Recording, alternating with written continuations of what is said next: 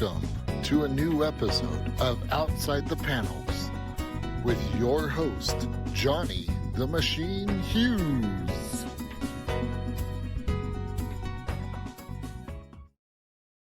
Welcome everyone to an episode of Outside the Panels. I'm your host, Johnny the Machine Hughes.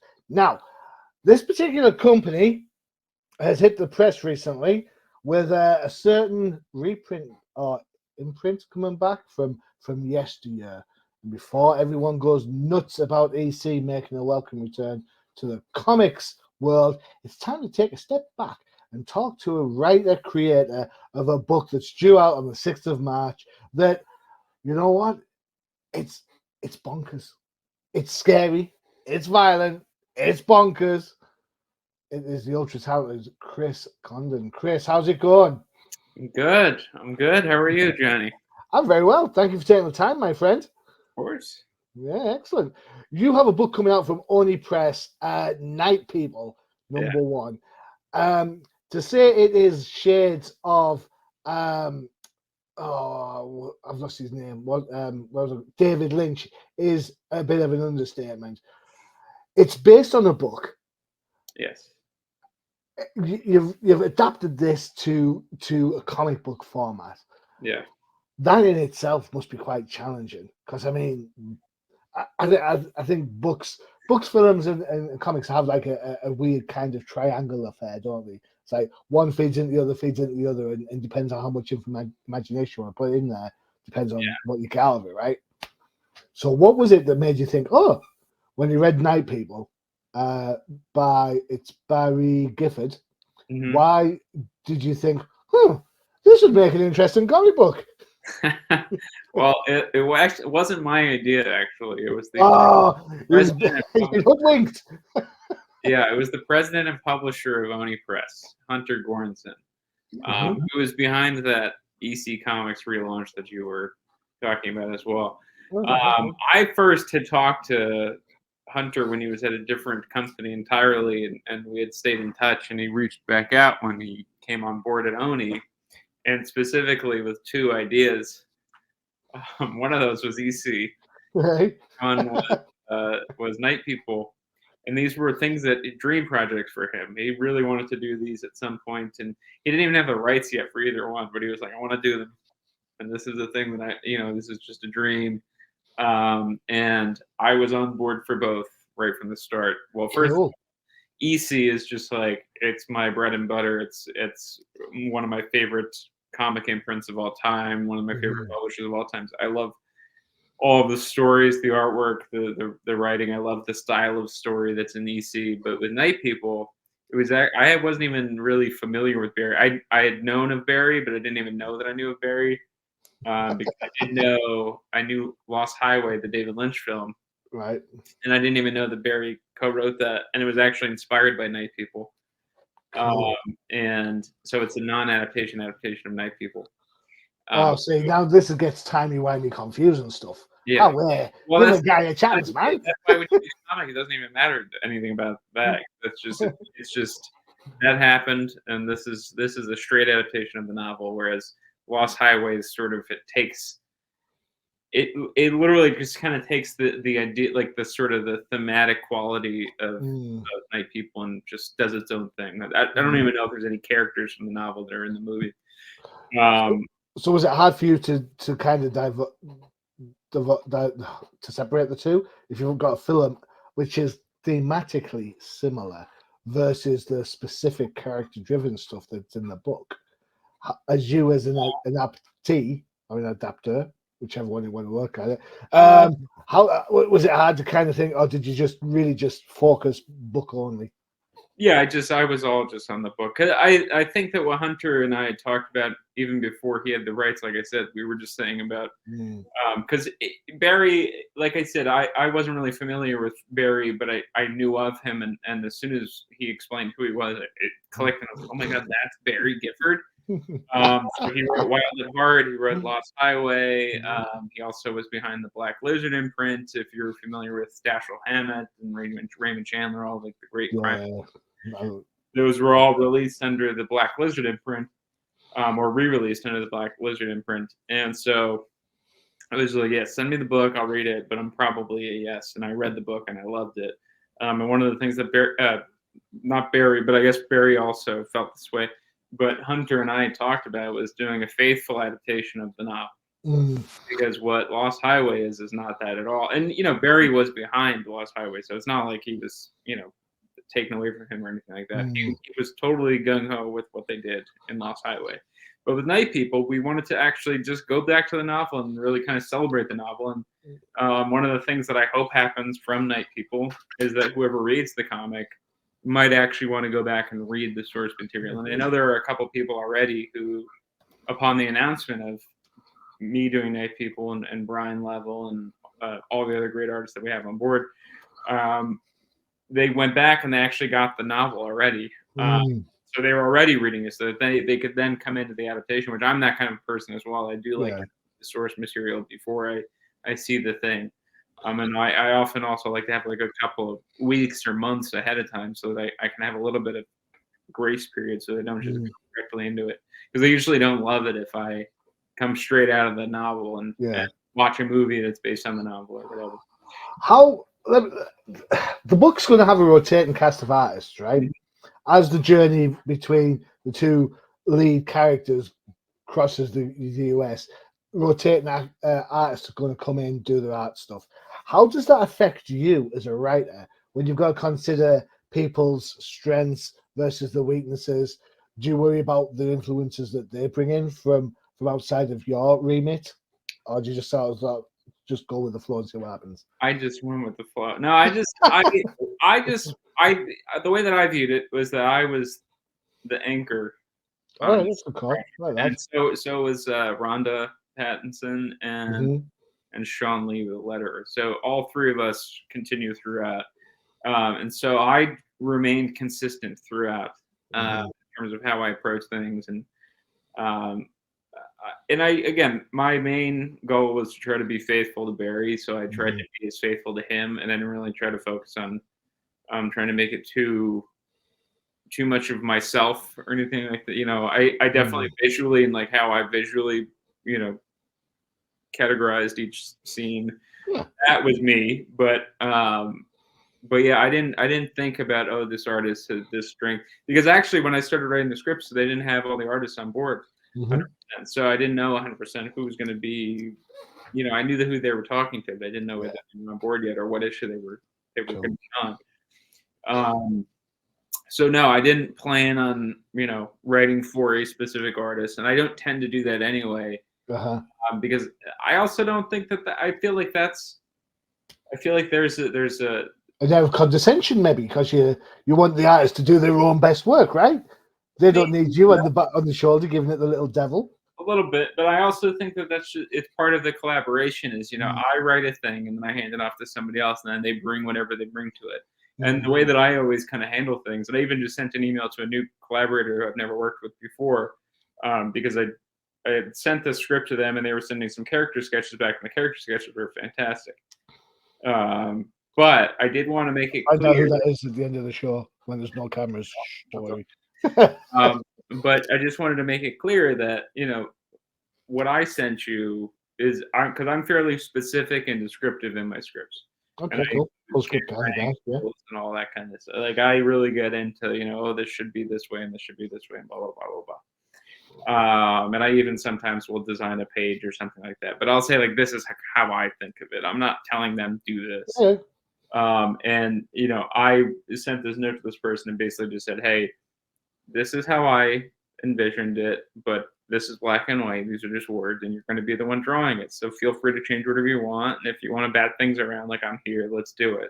But this, I'm not the dictator here. Like this is a collaboration. It's actually a collaboration. I'm not gonna. I always think writers and mini editors all by themselves, to be honest. So, in case people have been living under a rock and have no idea what we're talking about, the book is called Night People. What is the premise for this book, please? Well, it's actually 4 issues, and it's essentially the way that the novel is broken down and how we broke down the comic as well, is that it's 4 essentially loosely connected novellas. So it's 4 loosely connected stories. There's characters that appear throughout, but it is essentially about the degradation of the American dream at the end of the 20th century. That's just like reading then, right? Yeah, it's a light reading. No, it's dark, but it's also funny and quirky and weird, and it's got horror elements, which you had highlighted, which we try to play up as much as possible, because it is, I think that crime and horror always go hand in hand, so I'm always happy to play up those elements when I can. I have to say, I love some of the nuance that that kind of appears in the book. So the lawyer who kind of gets brought along for the ride. He has a client, and he's looking at her not too fondly. And I was thinking, oh, here we go. How's she going to pay a bill right now? And she's the way she's drawn, she seems like she's kind of up for that sort of thing. But I love the nuance, because it was kind of like you saw the idea flit through the character's head. Yeah, you know what, he's going to get some. You saw the idea flit in her head, because she was like, well, this is the way I've got to pay my bill. And then it just dismissed as an old man's fantasy, and it's kind of like that. And that happens in like 3 panels on one page. And I was like, I am just blown away by the observational elements that are going to that scene alone. And you think to yourself, man, that's an impressive feat to kind of get that level of reaction in such a short period of time. Well, thank you. I mean, part of that is me, and but I think that a big part of that is also Brian Level and his artwork, because I think that he brought a lot to this project. He brought a certain grit and grime to what his style is, and he's got this really sort of, I mean it in the best way possible, grimy quality. No, I get it. I'm buying you on that, man. I agree with you. There's a level of dirt involved in this. This isn't a happy highway jaunt. No. This is like the dirtiest, grimiest, gravelest piece of highway you could drive.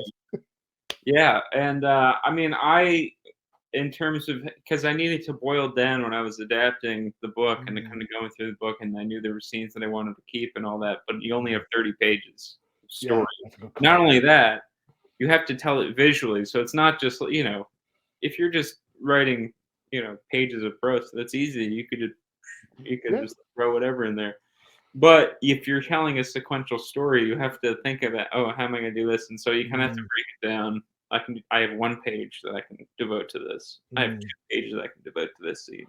And so that's kind of how you have to think about it. And I try not to, I always start with trying to do 5 panels max. And I'll sometimes go over, sometimes we'll go under. But I try to keep it there. And if I can do a page in 5 panels and really just tell the story that needs to be told and do it well, I feel that that's successful for me, because it's a challenge, right? Is just, to look at the page and figure out, okay, how do I tell this story and have it make sense? Because I feel like I just feel like sometimes, you read a book and there's not necessarily, I wonder about the economics of the page. I suppose, you know what this reminds me of? And it's nothing to do with comic books, right? So, I used to play American football over here in the UK, right? So I used to play receiver and I played some quarterback. So because you're in the game, I'm like EA Sports, aren't I? I mean, because you're in the game, you kind of understand how the linemen block, how they stand up, when to pass, when to run, where the safety is, where the line, all that sort of stuff, right? Yeah. So now when I sit and watch a ball game, sometimes I'm not even just sitting enjoying it, I'm too busy like looking at it and thinking, oh, well, the lineman's going to pull here, watch out for the linebacker. You know what I'm saying? I'm diagnosing as I'm watching. And as I'm sure loads of people do when they've, watched football. You're a creative person. You have a tendency now. That's not your baggage. That's your curse, is that because you're a creative person, you can now look at the page and instead of just enjoying it for what it is, you are now thinking, It sucked. yeah, you're like, oh, if I did this, and I could do that, and then I could lose this page, and that's it. You're kind of like, how do you switch that off? Yeah, you don't really. It's hard to. I guess if the story's good enough, it allows you to switch it off. But I feel like too often I'll be reading a comic. It's hard for me to sit and read comics anymore because I was up until fairly recently every Wednesday guy at the shop. I'm not so much anymore, and that's because I get a lot of PDFs sent to me from friends, and there is a lot of great stuff. Don't get me wrong, but there's specifically a lot of the stuff that I'll read from like the big two.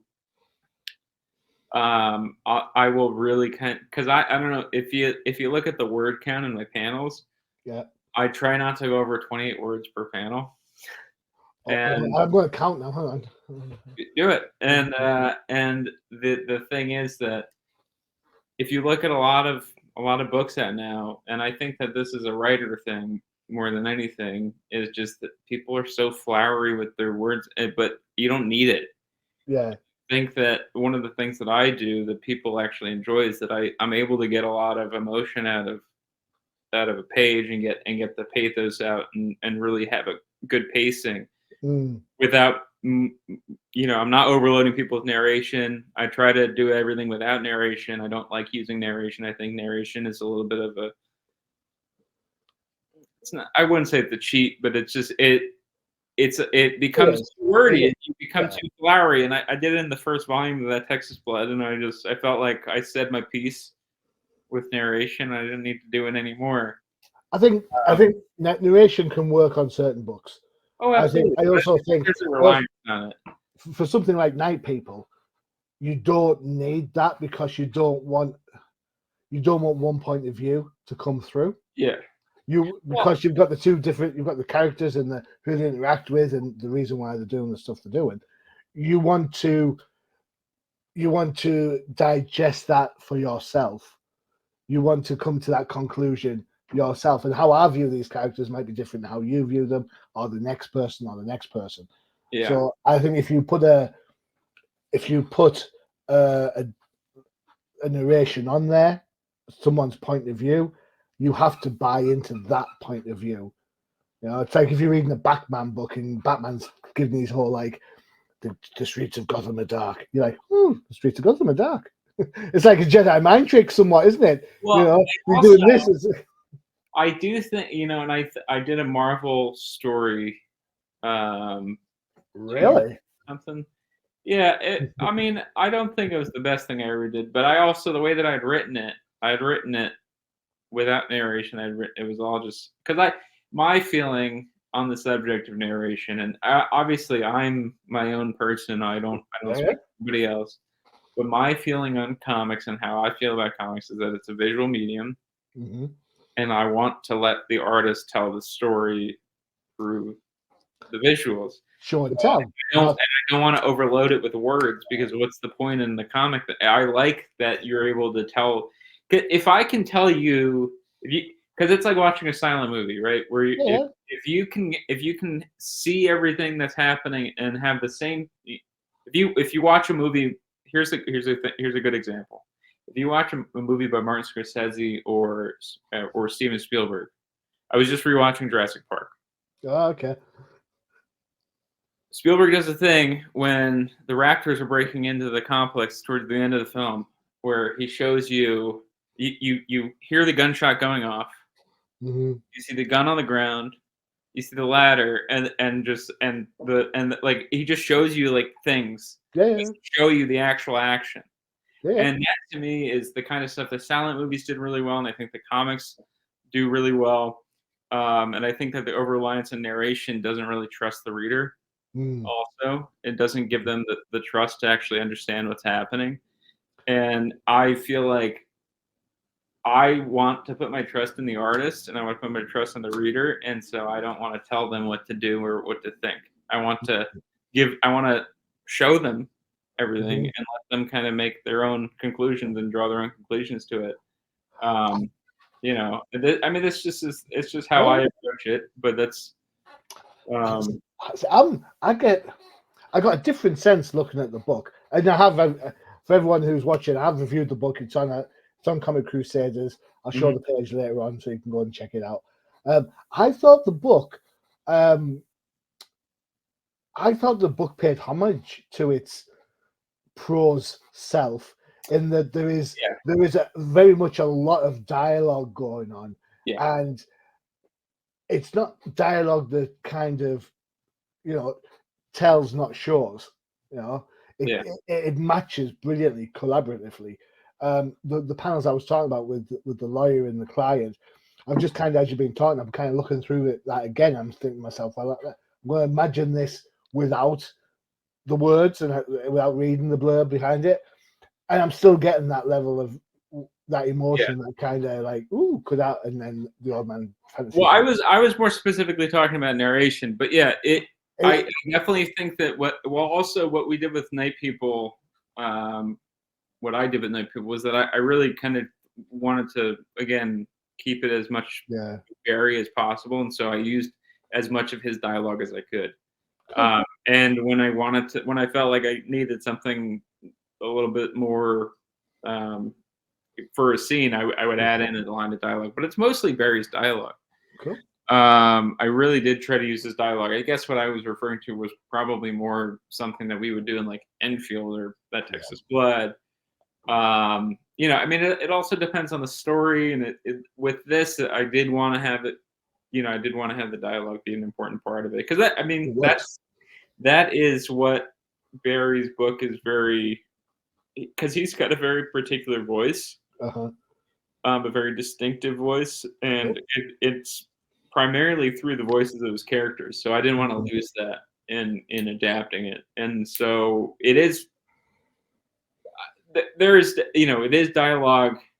I wouldn't say heavy, but there is a good amount of dialogue in it, and that's on purpose, because I did feel like it was an important aspect of the novel to bring over into the comic. I think it just shows how character driven it is. Yeah, the dialogue's a great way to show how character it is, and the fact that you don't need the narration to tell you what's going on. Yeah, you trust the reader to get there by themselves, which is a good call for sure. Right. Before we have a look at the book and delve more into the Night People, time for an advert for one of our other shows. Do you have a preference? Big two? Are you a Marvel or a DC guy? I prefer DC. You prefer DC, but I love Marvel. It's hard to pick, and I also don't want to exclude myself from any jobs. In that case, we'll go with this one then. For you DC Marvel comic lovers of every age, check out the Old Timers Comic Book Show.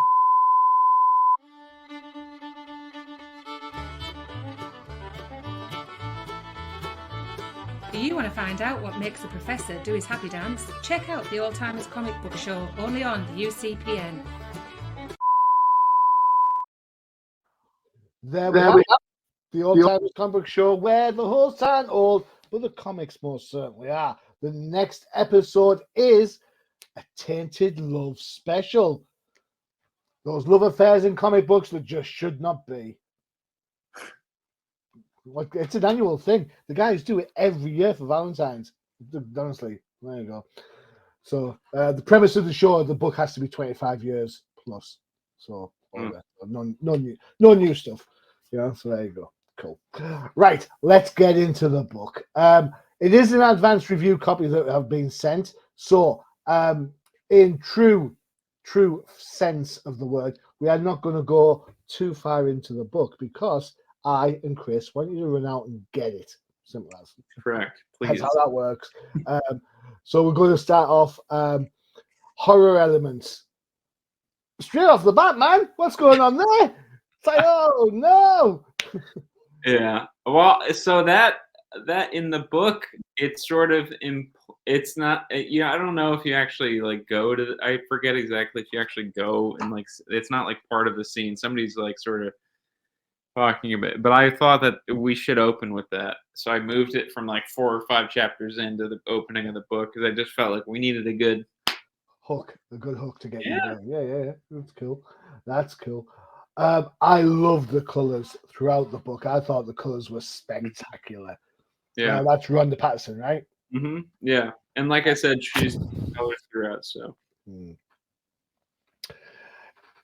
a bar. There's always a smarmy bar bloke, isn't he? Super Yes. smarmy, super smarmy. Love the colours behind here. It's such a well observed book, I think, and that a credit to both Barry for writing it in the first place, and credit to you for bringing the best parts of that out. I often think we've been watching Reacher season 2 over here, my wife and I, and I've tried reading the books, the Lee Child books, and the books just don't do it for me. I'm like, I don't know what's going on. I mean, I've read Michael Connolly, I've read a whole host of other different fictions, science fiction, whatever, but there's something about Child's Writing I just can't get. And then when you watch the show, you've got it's based on a book by Lee Child. Then you get a screenplay by, and my wife turns around and says, "A screenplay? What do you need a screenplay for?" It's like, there's a book written. Just use the book. I'm like, it doesn't work like that. There'll be whole chapters that don't fit what we're trying to do in a 9-part series. So, well, this is a perfect example of what with the difference between mediums. Because while this is very much the story, and the same kind of dialogue and the same the feel of the whole thing, it's very much a comic, and that's one of the things is that when you're going from medium to medium, you really have to kind of think about how you're going to approach it and the feel of it, and they do have different feels. I mean, just going into adaptation, I mean, you could talk about the book The Shining versus the film The Shining, the Stanley Kubrick film. Yeah. And those are two totally different experiences. And you could love both, but they're two totally different things. Obviously, that's a very different sort of experience than this, where this is very much a faithful adaptation. But we still also, so again, like there's like a whole sequence where they're in the room, and we just put a panel in. Yeah, that's like how you have to handle the adaptation. Okay, do we need to see it? No, not really. So then let's move on. Exactly. So you get the impression of who they are. The degradation of America. Oh my God! How much impact? Obviously, Barry wrote the book. How much interaction did you have with Barry when he was writing the comic book? Did you kind of touch base with him? What was working? He wasn't over my shoulder or anything.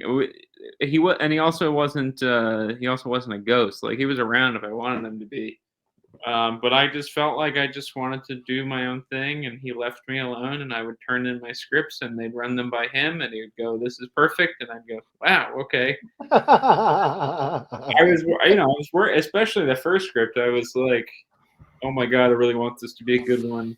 I really want him to approve it. I really want him to think this is good." And he said like the nicest thing. He was like, "This is the guy." And so I felt really good about that. Cool. But yeah, he wasn't really like, on my shoulders or anything like that, kind of telling me what to do.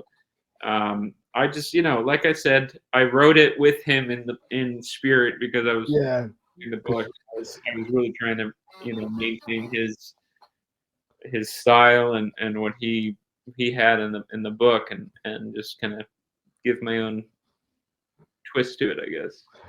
The adaptation. The art, I have to say, it's a quite.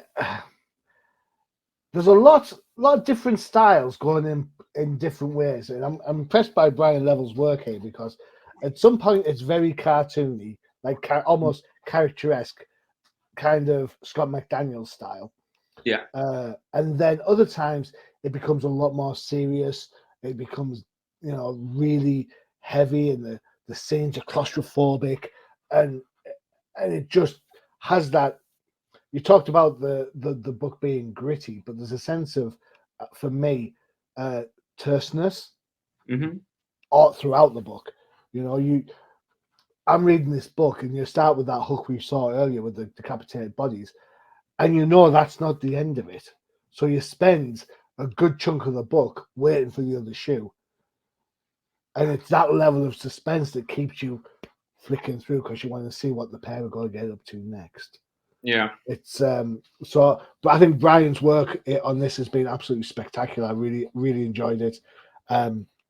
Colors were gorgeous. I've seen Sean Lee's letters before. I always think letter is a bit of a forgotten art when it comes to comic books. Yeah. But when you've got something that, as you mentioned, while it's not dialogue heavy, does feature dialogue because it's a character-driven piece, then you've got to have a really good letter. How was it working with all, like, sort of spinning all those plates? I mean, on this particular issue, I don't think I really had any notes for Sean at all. I think that he really nailed it out the gate.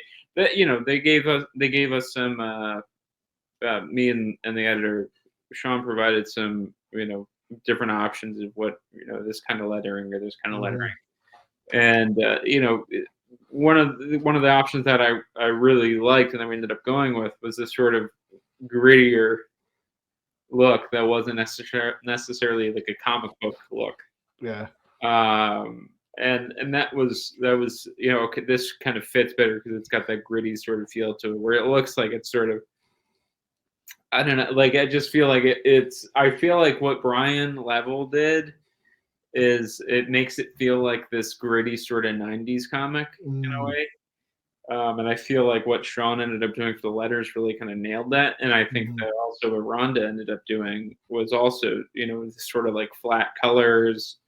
I really think that she really also kind of nailed that vibe. So I was really happy.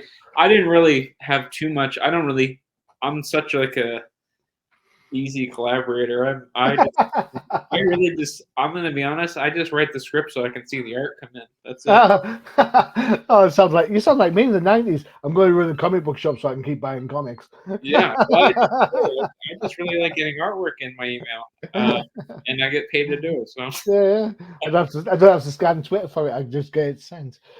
Talking about artwork, let's give a quick shout out to your cover artists because you've got.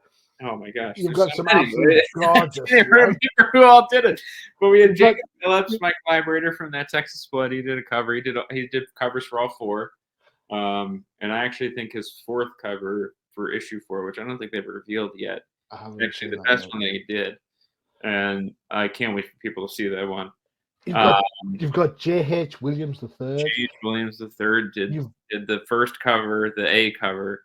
One of my favorites. Mind-blowing cover. Tula Latte did one.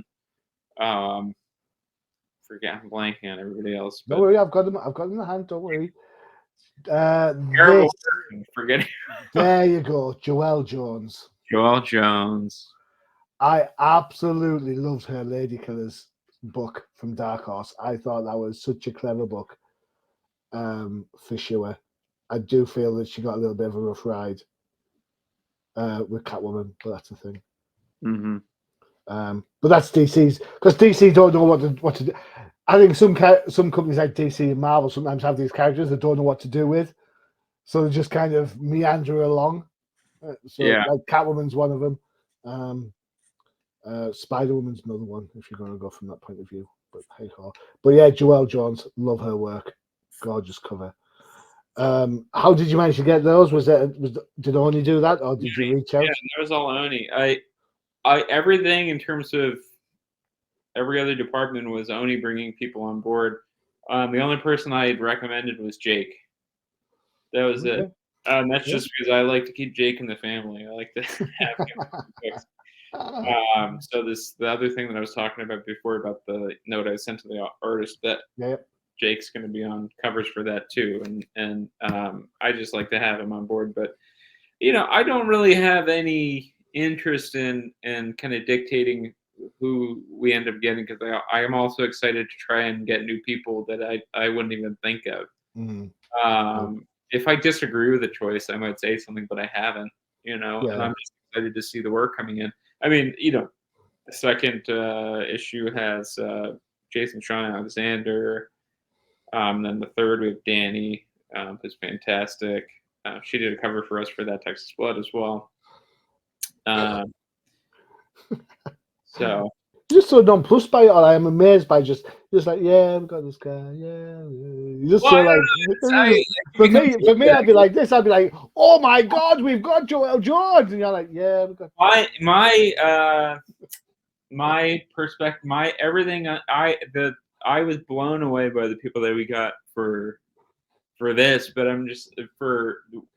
I think that I became jaded after we had Tanchi Zanic do a cover for the third volume, or for the third arc of that Texas Blood, and like nobody bought it, and I was like, what is that? What's wrong with everybody? But I was at New York Comic Con and I heard people talking about it. When I was with everybody was talking about it without me even being there to talk about it.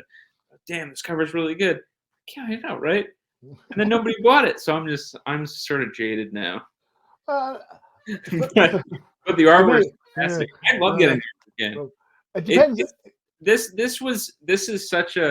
is a different experience of working with a publisher, whereas with Image just kind of hands off, and we really handle everything. So we reach out to artists that we want and all that, and we kind of brainstorm it, Jake and I.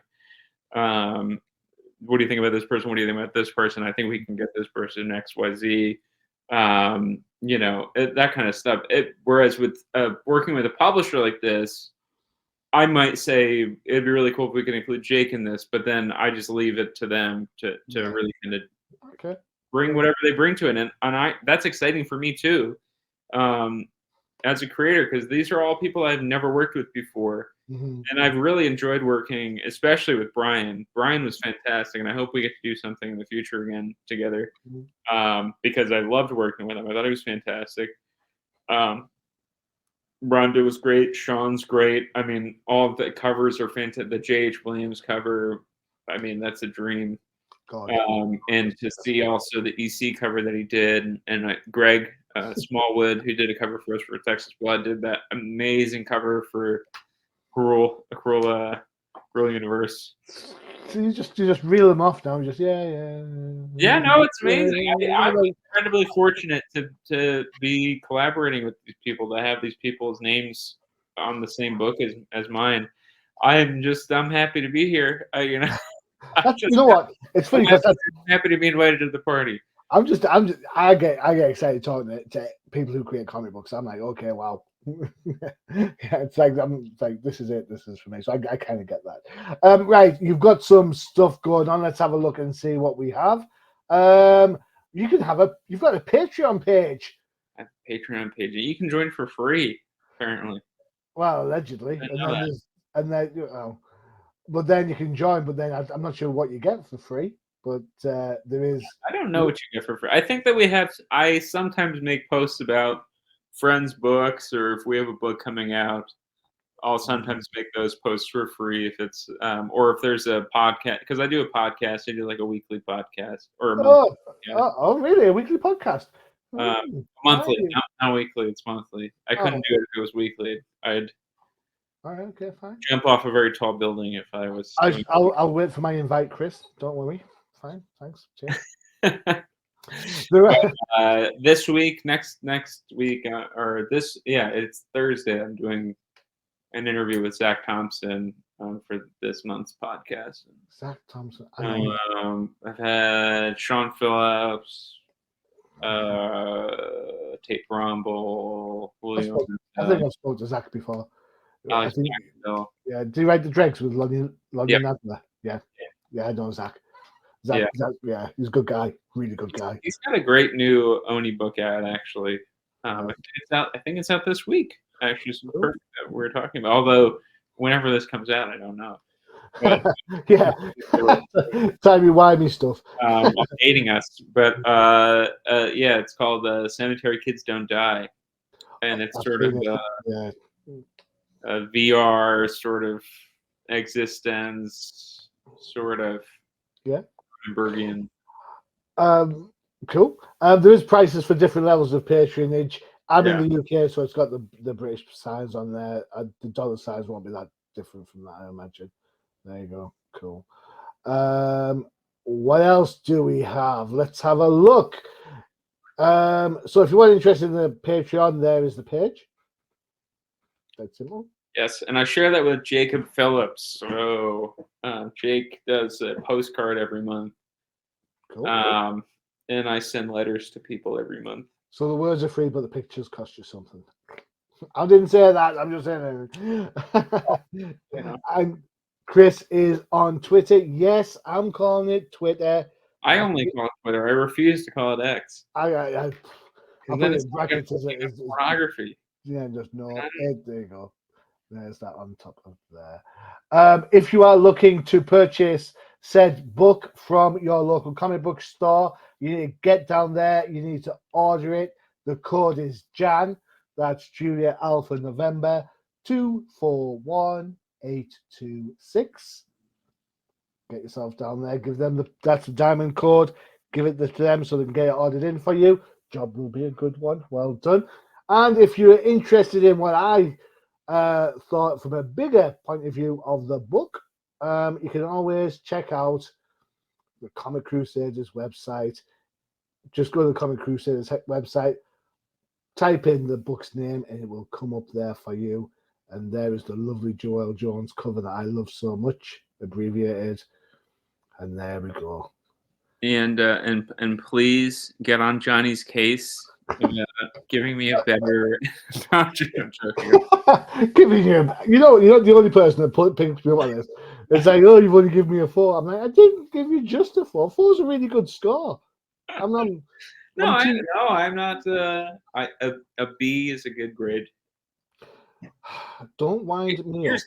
Here's my perspective on this. So my mother helped so there was a big project that you had to do. I think it was in the 4th grade. There was a project that you do is called a country report. You had to pick a country and do a report on it. And so you had to study the economics of the country and all that kind of stuff. What the language, blah blah blah blah blah blah blah.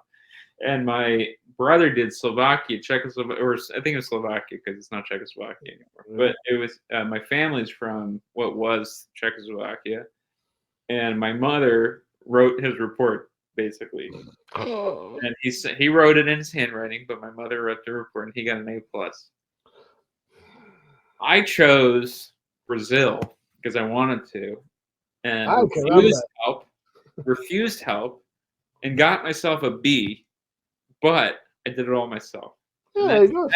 That's been my MO ever since. Cool. I don't care if I get a B as long as I did it all myself, and that's how I feel about it. Damn it! So I'm fine with the 4.5. I'll take it. Man, the 4, but it's a good score. Yeah, that's a good score. I'm aiming for the 5 though. Well, do you know what? Hand on heart, I think the book's fantastic. I think it's a great read.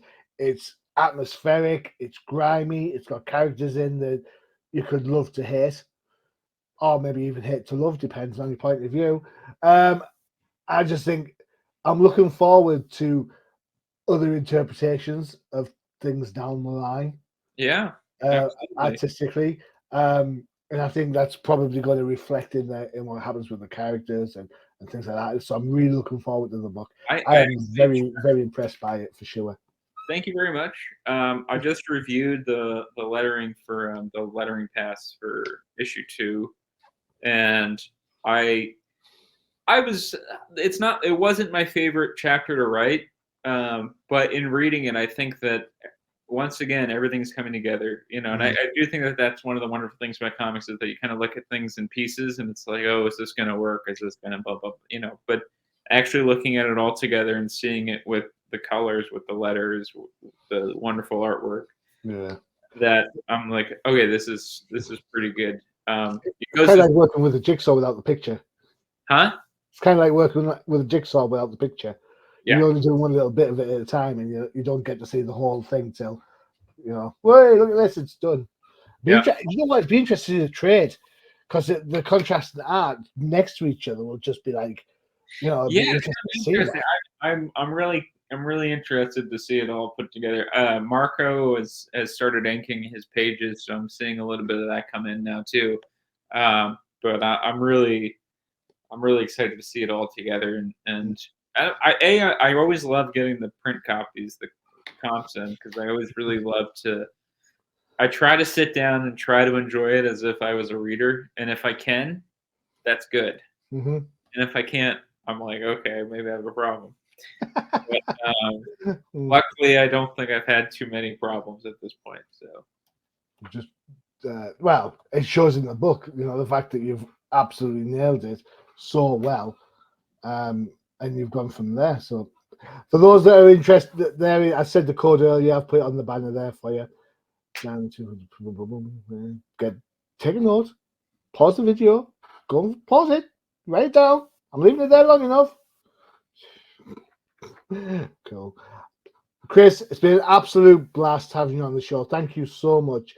I said this before the show, and I'll say it now as well. This type of book isn't normally my cup of tea. It's not normally for me. I stay away from stuff that's a little bit too like horror, gore, whichever you want to look at it. But this book absolutely got me from page one. I was like, right, what's going on? Who's this? What's that? What's he going to do? What's that going on? And I was like, at the end, I was like, wow. You know, I'll tell you what. I'll tell you another fact about this book. My day life, my paying gig, as it were, has been kicking my ass left, right, and center this last month.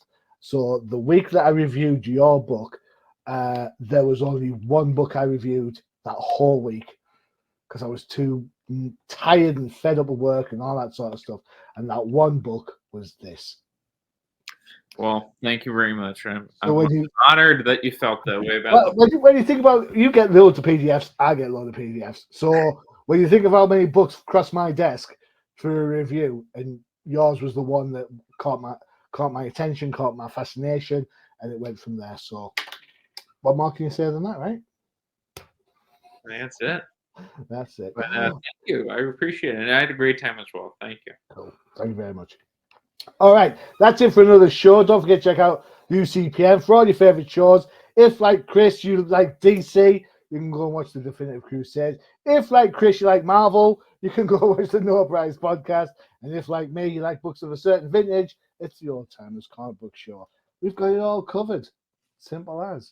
Chris, you've been fantastic. Thank you so much. Your book is going to be fantastic. I can't wait to see more issues and episodes down the line. Thank you. And on that note, I have been your host, Johnny Machine Hughes. And as always, adios. Visit undercovercapes.com for the latest and greatest podcasts via the Undercover Capes Podcast Network. Also visit our parent company website, comiccrusaders.com, all about comic pop culture.